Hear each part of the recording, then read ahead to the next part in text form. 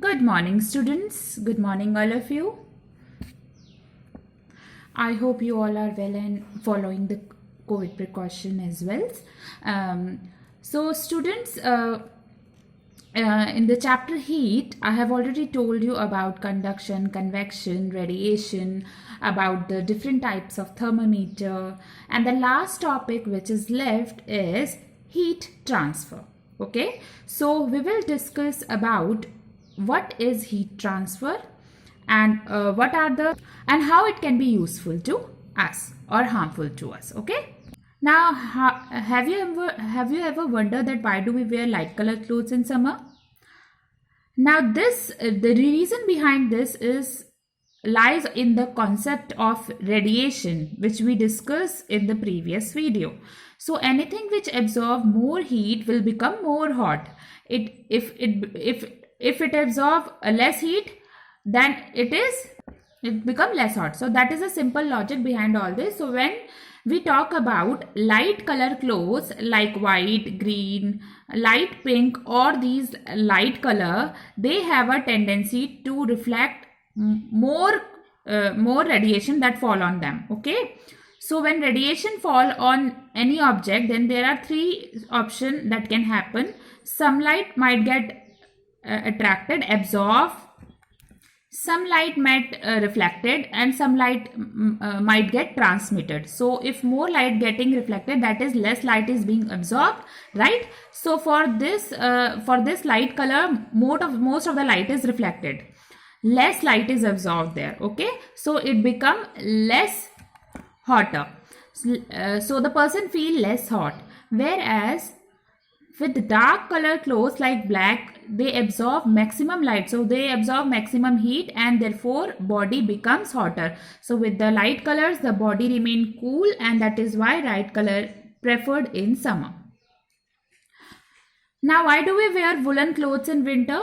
So how does wool help us so feel warm during winter? So that is because wool is a poor conductor of heat, so it doesn't allow heat to pass through it. So it traps all the heat. Now our body is continuously emitting heat, as I told you. So when the body is emitting heat, what happens? This wool, being a poor conductor, it doesn't allow heat to go out of the body. So all the heat get trapped, and when more heat is being trapped, we feel warm.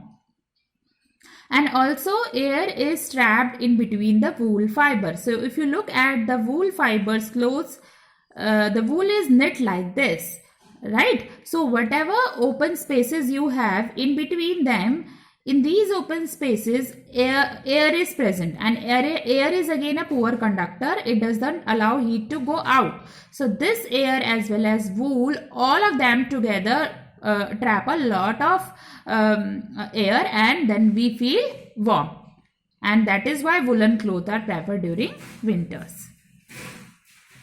So no heat flow from body to surrounding. Now why it is better to use two thin blanket than one thick blanket during winter? Now again, when we are using multiple blankets, what happening? Between any two blanket, there is a layer of air, and air is again a poor conductor of heat, and it will provide us more warmth. So layer of air is being trapped between two blankets, and this will add to insulation. This will add to the warmth of the warmth to the body. So that is how we feel more warmth. So if it is very cold, it is better to use 2 or 3 blankets rather than using just one thick blanket.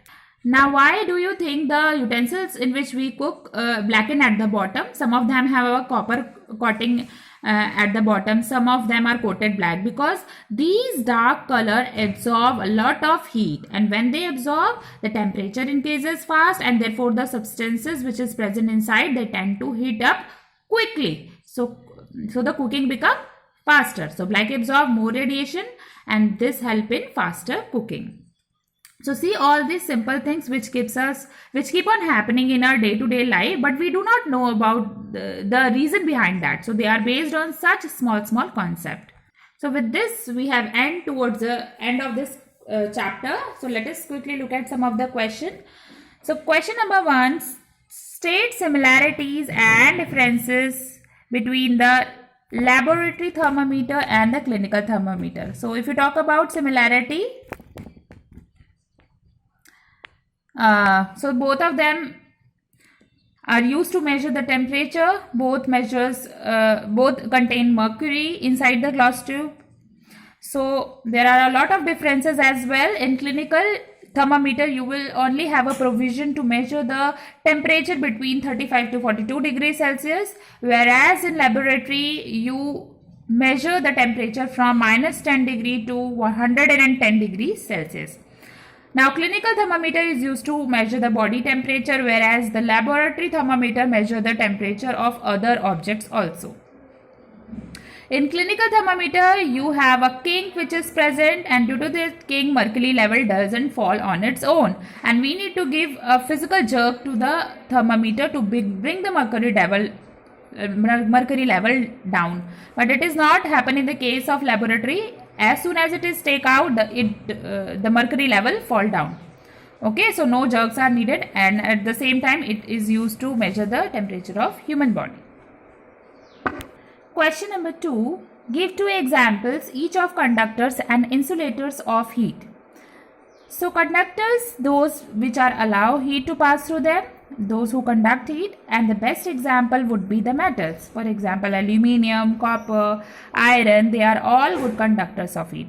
If we talk about insulator, they do not allow heat to pass through it, and therefore they are not suitable for cooking.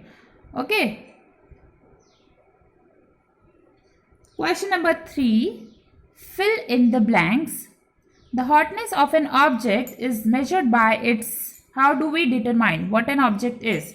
By its temperature.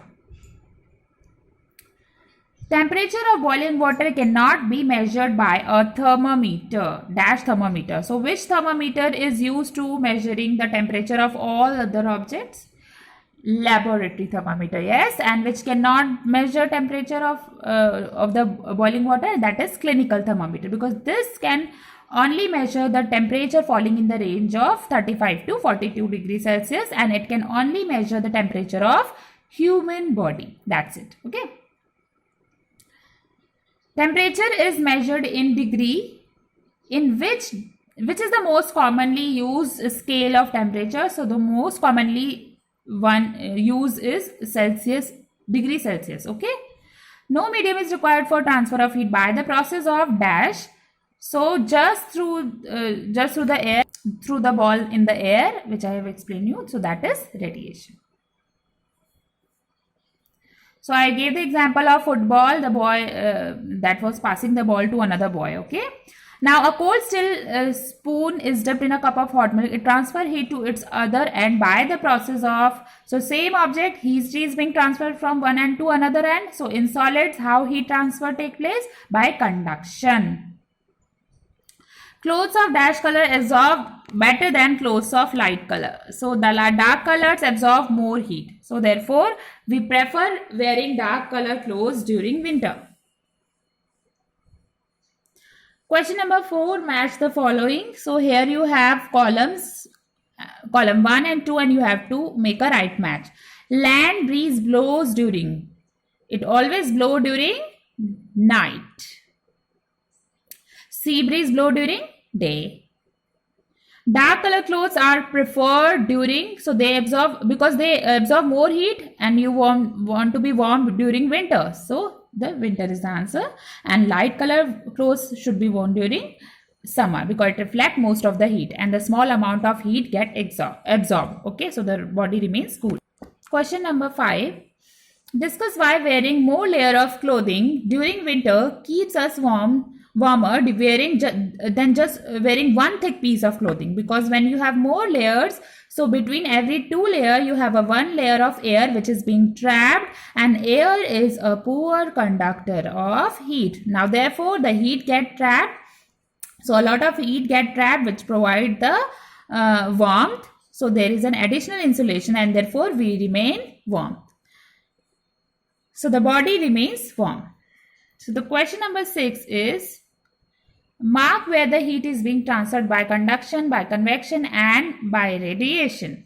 So here if you see, when your this fire, it's heat up this water, so the how the vessel getting heated up, so it getting heated up by the process of conduction. So that's how the solid get heated up. So direct contact, so how the water is being getting heated up, the fluence, so it is heated by the convection, right? And what about this fire? So the fire is also radiating heat to the surrounding, so that is radiation. Question number 7. In places of hot climate, it is advised that the outer wall of houses be painted white. That's why it is, because in hot climate we do not want the house inside the house it also become hot, so we would prefer it to be painted in a color which reflect most of the light and absorb very less heat. So the light color absorb less heat, so white reflect most of the radiation, so it will keep us cool. So because white color absorb less radiation and it reflect most of it, so the house remains cool. Next question is, 1 liter of water at 30 degrees Celsius is mixed with 1 liter of water at 50 degrees Celsius. The temperature of the mixture will be, so you have 4 options. So you basically have 1 liter of water which is at 30 degrees Celsius. So this is the temperature, and you have another bowl of 1 liter of water which is at 50 degrees Celsius. Now when you mix both of them, what is going to happen? Heat transfer will happen. So from high temperature it will go to lower temperature, and this heat transfer will take place as long as both the temperature don't get equalized. Okay, so that's what we learned. So when we mix both of this, what will happen? They will the average temperature, so the net temperature would be the average of both of these, that is it is more than 30 but less than 50 degree. So therefore the right option would be between 30 degree and 50 degrees Celsius, because this will become hotter and this will become colder. Heat will flow from this to this. So when you are actually mixing both the water, that is what is happening. Both are coming in contact, and the water from the hotter body or hot water from the one which is higher temperature will start flowing to the one which is at lower temperature. So heat will flow from hotter water towards the colder water. Both will reach the stable temperature. So the temperature of the mixture would be more than 30 degree but less than 50. Now next question is, an iron ball at 40 degrees Celsius is dropped in a mug containing water at 40 degrees Celsius.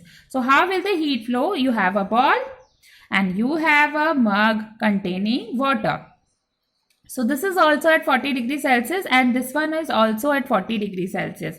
Now we have learned that heat transfer will take place only if there is a difference between a temperature, but here there is no difference, therefore there will be no flow of heat. So therefore the heat will not flow from iron ball to water or from water to iron ball. It will not flow at all. Okay. Next question is, a wooden spoon is dipped in a cup of ice cream.